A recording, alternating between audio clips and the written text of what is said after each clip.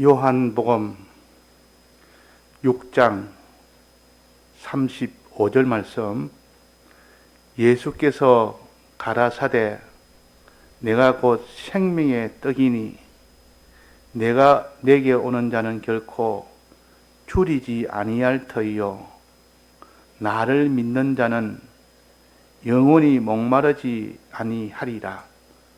네. 자, 주님의 피를 마실 때마다 나를 기념하라 고 하셨습니다. 우리가 성찬 때 피를 마실 때마다 기념해라. 나를 기념해라. 또 나를 먹을 때마다, 떡을 먹으면서 나를 먹을 때마다 나를 기념하라 그랬습니다. 그래서 우리가 잔을 마시면서 주님을 기념하고 떡을 먹으면서 주님을 기념해라 그랬는데, 그것이 구체적으로 무엇을 말하는지 알아야 우리가 행할 것 아닙니까? 잔을 마시면서 나를 기념하는 것, 주님의 피를 마시면서 기념하는 것, 주님의 살을 먹으면서 기념하는 것, 그것이 어떻게 하는 것입니까? 거기에 대해서 우리가 성경적으로 분명히 알아서 확정하고 그대로 힘을 쓸 때 내 피를 마시고 내 살을 먹으면 영생을 얻는다 그랬습니다. 그러지 않으면 영생을 못 얻는다 그랬습니다. 우리는 주님의 피를 마셔야 될 거 아닙니까? 주님의 이 떡을 먹어야 될 거 아닙니까? 주님의 떡을 먹는 것이 어떻게 하는 것인지, 주님의 피를 마시는 것이 어떻게 하는 것인지, 이건 상징입니다. 상징을 실상으로, 영적으로 우리가 알아야 행할 수가 있습니다. 아무리 그 사람이 주님의 피와 살을 먹고 마시면 영생한다고 아무리 해봐도 피를 마시는 것이 어떻게 사는 것인지, 또 떡을 먹는 것이 어떻게 행하는 것인지 모르면 그 사람은 행치를 못합니다. 그래서 주님께서 내 피는 참된 음료요 내 살은 참된 양식이라. 내 살은 참된 양식이고 내 피는 참된 음료다. 그러니까 음료와 양식의 관계라. 비유를 또 이렇게 했습니다. 주님의 피를 음료라 그랬고 주님의 살은 양식이라 그랬습니다. 그러면 사람이 살라 그러면 음료가 없으면, 물이 없으면 못 살고, 또 떡이 없으면, 양식이 없으면 못 사는 거 아닙니까? 둘 다 있어야 영생이 된다는 것인데, 그러면 둘 다를 가져야 된다. 그럼 이거 영적으로 무슨 뜻이냐? 영적으로 오늘 봉독한 말씀 중에 내가 곧 생명의 떡이니 해놓고, 이 떡을 먹는 자는 결코 줄이지 아니할 터이요, 이렇게 해야 말이 맞는 거 아닙니까? 이 상징으로 말한다면 내가 곧 생명의 떡이니 떡을 먹는 자는 결코 줄이지 아니할 터이요 하면 상징으로는 맞는 말이요. 근데 여기는 상징으로 떡을 먹는다는 것을 상징으로 하지 아니하고 영적 해석으로 바로 해석을 해준 겁니다. 떡을 먹는 자 대신에 뭘 했습니까? 내게 오는 자는 그랬습니다. 주님에게 오는 자가 곧 떡을 먹는 것이라, 그런 뜻이요. 떡을 먹는 것은 하나의 상징 아닙니까?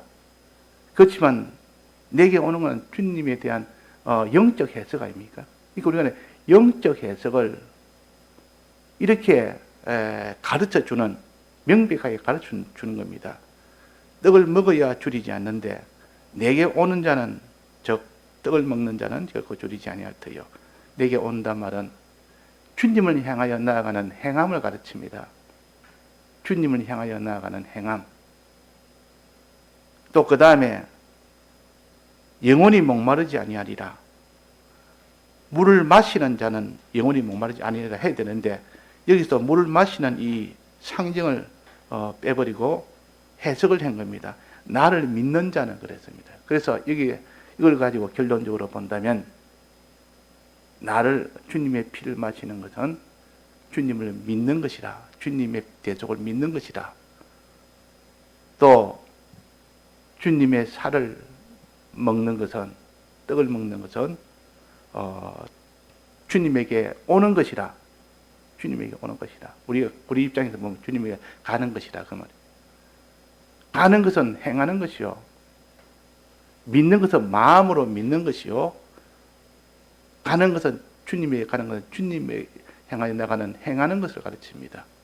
행함이 있어야 되고 믿음이 있어야 된다. 그래야 떡 없이는 그 사람이 살지 못하고 물 없이는 살지 못하는 것처럼 믿지 아니하고는 살 길이 없고 행치 않고는 살 길이 없다는 것을 이 성구로서 가르쳐 주시는 겁니다. 또 예수님께서 떡에 대해서 요한복음 4장에도 그렇게 해놨습니다. 사마리아 여인을 만나서 물을 달라, 우물에서 여인을 만나 물을 달라니까 물을 마시면서 너가 주는 물은 아무리 먹어도 목이 마른데 마지막은 물을 먹어도 죽는다. 그러나 내가 주는 물은 그렇지 않다. 영생하는 물이다. 한번 먹으면 목마르지 않다. 다시는 목마르지 않다. 그러니까 우물에 길러 갈 필요도 없다. 요기까지만 했지 해석은 하지 않았습니다. 해석은 그럼 물을 먹는 것이 어떻게 하는 것입니까? 거기도 해석은 없습니다. 그러나 그 뒤에 떡에 대해서 나옵니다.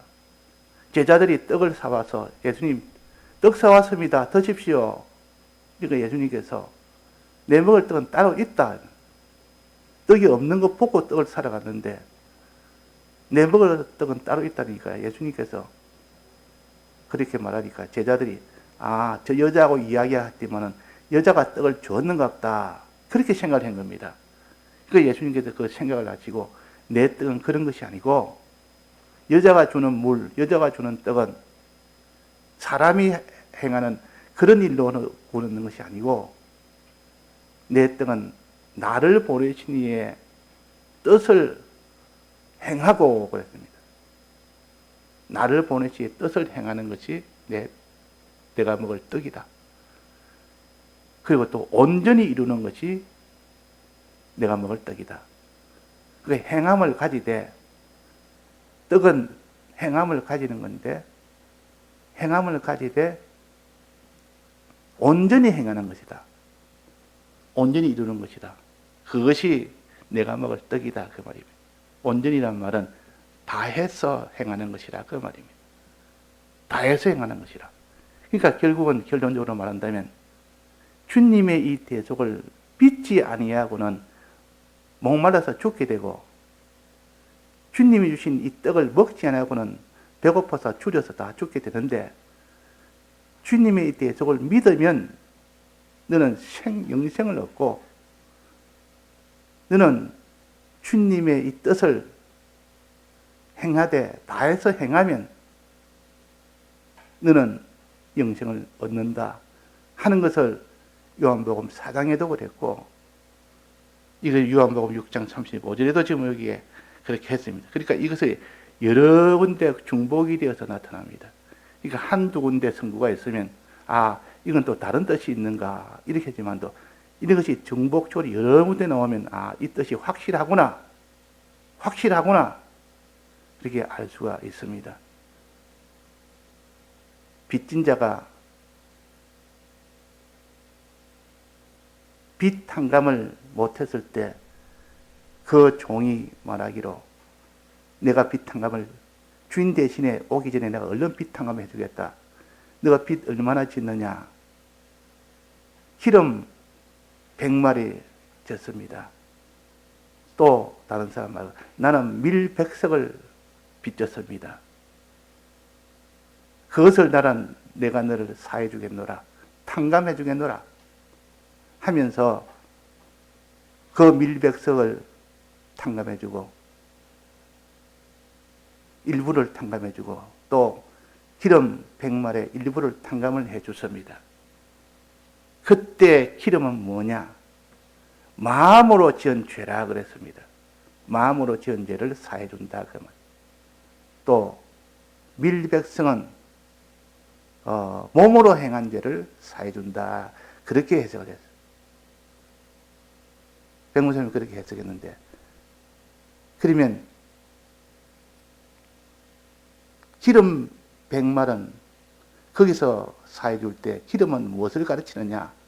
밀은 무엇을 가르치냐? 밀은 떡이고 기름은 기름입니다. 기름은 액체요. 또 밀은 고체입니다. 액체는 마음으로 지은 죄요. 마음을 가르치고, 또 고체는 몸으로 지은 죄라 해서 이게 몸을 행한 것을 가르칩니다.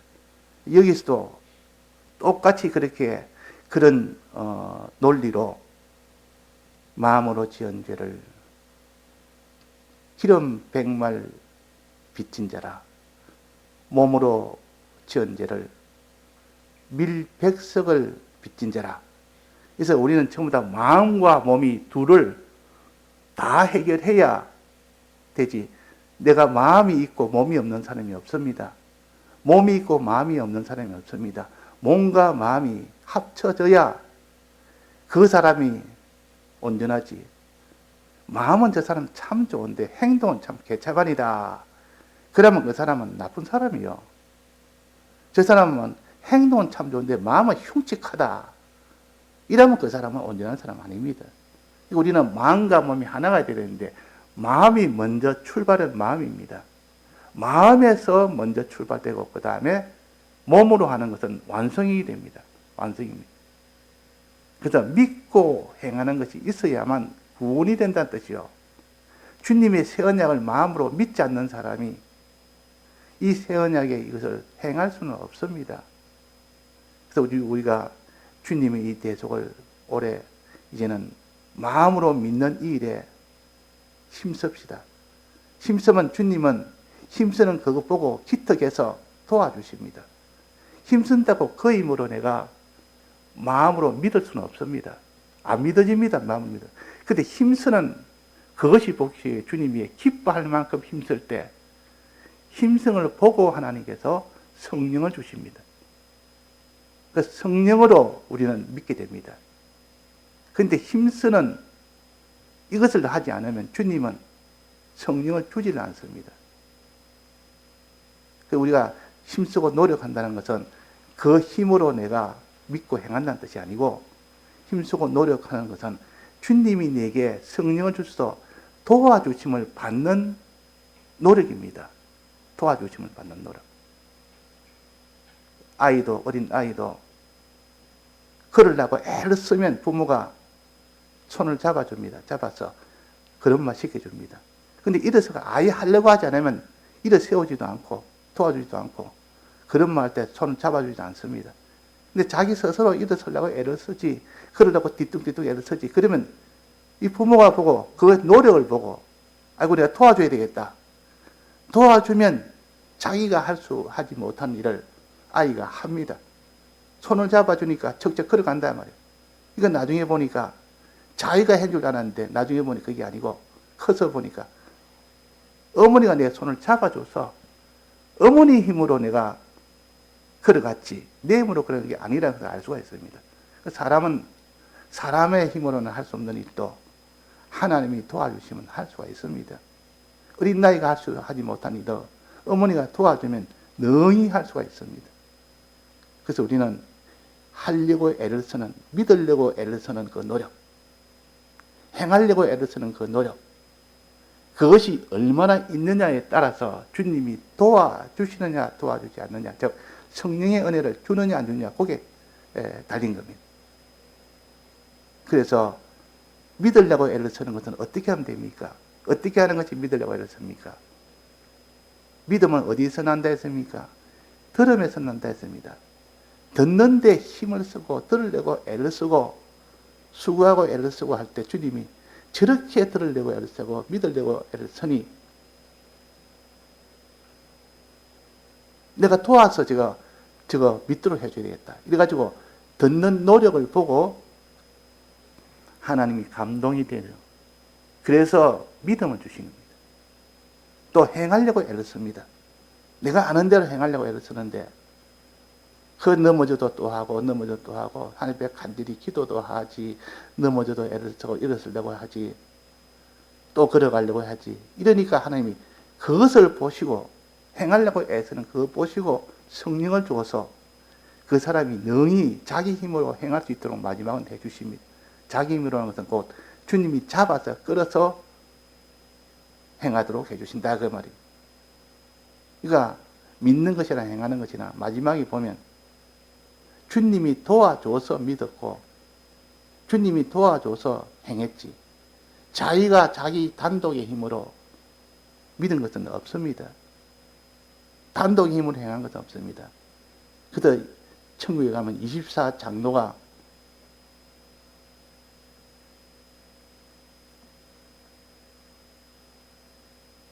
있는데 내 생물 옆에 24장로가 있다 했습니다. 24장로는 12지파의 그 신앙, 12사도의 그 신앙을 합해서 24장로인데 그 중에서 제일 우수하게, 제일 길게, 장이라면 제일 우두머리 아닙니까? 제일 신앙생활을 이렇게 참 이렇게 모범으로 한 것이 24장로입니다. 그런 사람들이 면류관을 떠받습니다. 면류관을 다 쓰고 있습니다. 24장로가.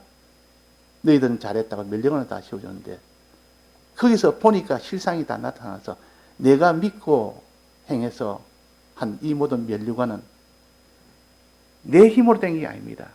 알고 보니까 주님이 다 하시고 실은 내가 한 것으로 명의만 내 명의로 돌려서 너가 입사장로도 너희들이 다 면류관을 서라 하고 준 것이지. 근데 우리는 면류관을 설 자격이 없습니다. 실제를 보니까 주님이 그 일을 다 했고 나는 그 일을 안 했는데 주님이 우리에게 면류관을 주시니까 이 면류관은 주님이 써야 될 면류관이지 내가 써야 될 면류관이 아닙니다 하고 면류관을 주 앞에 던졌다 그랬습니다.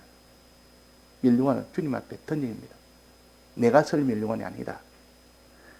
그러니까 우리가 믿고 행하는 이 일을 죽기까지 어떤 온전하게 행하는 죽기까지니까 그렇게 행하는 것은 내 힘으로 된 것이 아니고 주님이 나를 감동시켜서 성령으로 감동시켜서 내가 행할 수 있도록 만들어주었고 믿을 수 있도록 만들어줘서 그래서 된 것입니다. 제가 하는 것은 하려고 애를 쓴 것, 믿으려고 애를 쓴 것, 그것이 우리 할 일이죠. 근데 그것 가지고는 믿지도 못하고 행지도 못합니다. 그러나 그걸 보시고 주님이 성령을 주니까 그제서야 환난이 와도 믿게 되고 환난이 와도 행하게 됩니다. 그래서 이 면류관은 내가 서 면류관이니까 주님께서 면류관을 받아십시오 하고 던졌다 그랬어요. 그런데 그 개역 개정이나 그 뒤에 나온 모든 여러 성경 번역판에 보면 주님 앞에 면류관을 던진 것이 아니라 드렸다 그랬습니다. 주님 앞에 면류관을 어떻게 던지나? 주님 앞에 면류관을 어떻게 드리지? 그 버릇없이 더 어른인데 제 높은 주님 앞에 어떻게 던지느냐 그 말이에요. 그래서 이 해석이 잘못됐다 가지고 주님에게 드렸다고 다 그 뒤에 번역했고 개역 한글은 던졌다고 그대로 번역한 겁니다.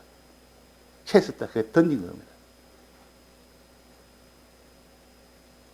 드린 것이 아니고 던졌단 말은 그분과 나 사이는 도무지 나는 가까이 갈 수 없는 참 이런 거룩하신 분이고 지극히 높은 분이고 크신 분이니까 가까이 갈 수가 없으니까 멀리 떨어져 있는 겁니다. 그분은 만만하게 앞에 가서 막 이렇게 할 그런 분이 아니라 그래서 그분 앞에 던져야 가지요. 면류관을 던져야 거기 도달할 거 아닙니까? 그래서 이 무슨 예법을 중요시하는 이 동방예의지국에서 그런 사상을 가진 사람은 어른한테는 던지는 것이 아니다. 이건 해석이 잘못됐다. 그래서 이건 드린다 해야 된다. 이래가지고 개역개정 빼놓고 개역 한글 빼놓고 다 드렸다 했습니다. 그러니까 번역이 이런 도리를 다 모르면 번역을 다 예의를 중시한 그게 기준으로 번역을 해버립니다. 자, 그래서 우리가 우리가 받을 이 면류관은 실상은 내가 받지만은도 주님의 도움으로 우리가 믿고 주님의 도움으로 행하게 됩니다. 그러면 도움을 받으려면 어떻게 됩니까? 우리는 힘쓰는 것밖에 없습니다. 힘쓰는 거 보고 어린아이가 그런 말 하려고 힘쓸 때 부모가 도와주지. 너무 기뻐서, 너무 기쁘면 주님이, 하나님이 감동이 됩니다. 기쁘다 하면 감동이 된다고 말이에요. 자, 주님을 우리가 감동시키는 그런 믿으려고 애쓰는 거, 우리가 행하려고 애쓰는 거, 믿으려고 애쓰는 것은 말씀을 들을 때입니다. 들으려고 애쓸 때 주님께서 믿음의 은혜를 주십니다. 또 행하려고 애쓸 때 환난을 이길 수 있는 그 모든 행함의 은혜를 주십니다. 그래서 이것이 곧 피를 기념해라. 내 살을 기념해라. 그렇게 하신 겁니다. 주님의 피와 살을 기념해라 말은 이렇게 주님이 그렇게 하셨으니 우리도 그렇게 하자. 주님도 하나님 아버지를 믿고 하나님 뜻대로 행했습니다. 행할 때 어느 정도 행했느냐? 몸 찢고 죽기까지 행했다. 또 이것이 곧 피와 살이라. 그 피와 살의 가장 외부적인 뜻은 고난과 죽음을 가르치고, 그러나 더 깊은 뜻은 믿음과 행함을 가르친다. 그래서 고난과 죽음은 누구나 다 예측할 수 있습니다. 아, 살을 찢으니까 얼마나 고난받았겠느냐. 또 죽었으니까 얼마나 참 피 흘리는 거 다 죽게 되는 거 아니냐. 그까지는 알 수가 있지만, 그러나 그 속에 피를 마시는 것은 믿는 것이고, 이 살을 먹는 것은 행하는 것이라는, 이것은 별도로 또 이렇게 가르칩니다. 이렇게 가르치는 것이 여러 군데 있단 말이에요. 그러니까 우리는 성경을 보면서 의미 없는 성경이 없습니다. 다 뜻이 있어 주신 성경이니까 하나라도 버리면 너를 생명나무에서 제하고 거룩한 성에 들어가지 못하도록 하겠다. 하나라도 더하면 그만큼 너 재앙을 더하겠다. 복을 그만큼 빼겠고 재앙을 더하겠다. 하나님 말씀은 빼지도 말고 더하지도 말아라 그랬습니다. 예, 다 같이 통성으로 기도하시다가 자유하시겠습니다.